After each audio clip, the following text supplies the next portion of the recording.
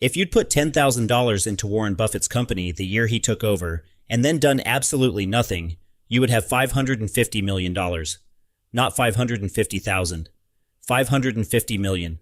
From 10 grand. And here's the strange part. The thing that actually made that happen isn't a stock tip, or a secret, or genius. It's a habit so boring that almost nobody can bring themselves to do it. The habit is this. He bought, and he refused to sell. For 60 years. Through crashes, recessions, bubbles, panics. He just held on and let one force do the work. That force is compounding.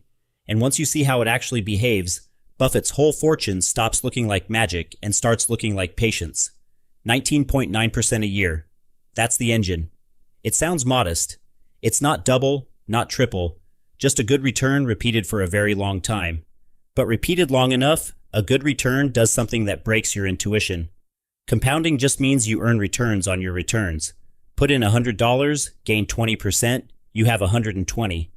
Next year, that 20% works on the whole 120, so you gain 24, not 20. The pile grows on top of its own growth. Buffett has a word for it, a snowball.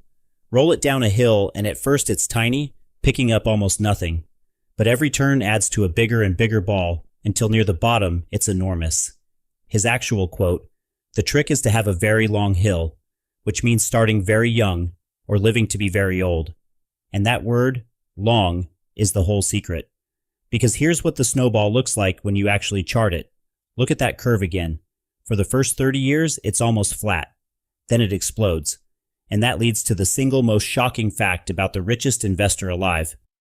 Morgan Housel, who wrote The Psychology of Money, worked out the numbers. More than 99% of Warren Buffett's wealth was made after his 50th birthday, and the overwhelming majority of that came after 65, the age most people stop working entirely. Let that sit for a second. Almost everything he's famous for, he made at an age when most people consider the game over. Housel put it bluntly. If Buffett had retired at 65, you would have never heard of him. He'd be a wealthy, unknown ex-investor.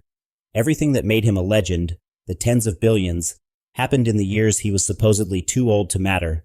And here's the part that should stop you. He did not get better in those later years. He wasn't smarter, or sharper, or picking better stocks than in his 40s. Nothing about him changed. The only thing that changed was that the snowball finally had a big enough ball and enough hill left to go vertical. Now here's the objection you should be raising. Buffett's a legendary stock picker. Surely he built this fortune in his sharp young years, spotting undervalued companies, making brilliant calls in his 30s and 40s. That's the story everyone assumes. And it's wrong. Look at the actual numbers. At 30, Buffett was worth about $1 million. At 44, after a rough market, he dropped to $19 million. Real money, but a rounding error next to what came later. He didn't cross $1 billion until age 56.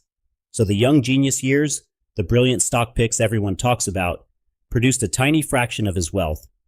If skill were the whole story, those years should have been the biggest. They weren't even close. Here's the resolution. The stock picking got him a good return, that 19.9% a year. But a good return is just the slope of the hill. What actually built the fortune was running that slope for 60 uninterrupted years on a snowball that started small and only got dangerous once it was already huge. The picking set the angle. Time did the multiplying. And that's the trap hidden in every compounding curve.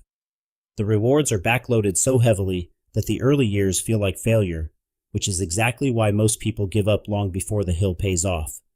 And this is where it turns from a story about a billionaire into something about you. You will never earn 20% a year for 60 years. Almost nobody will. But you don't need to. Run the boring numbers.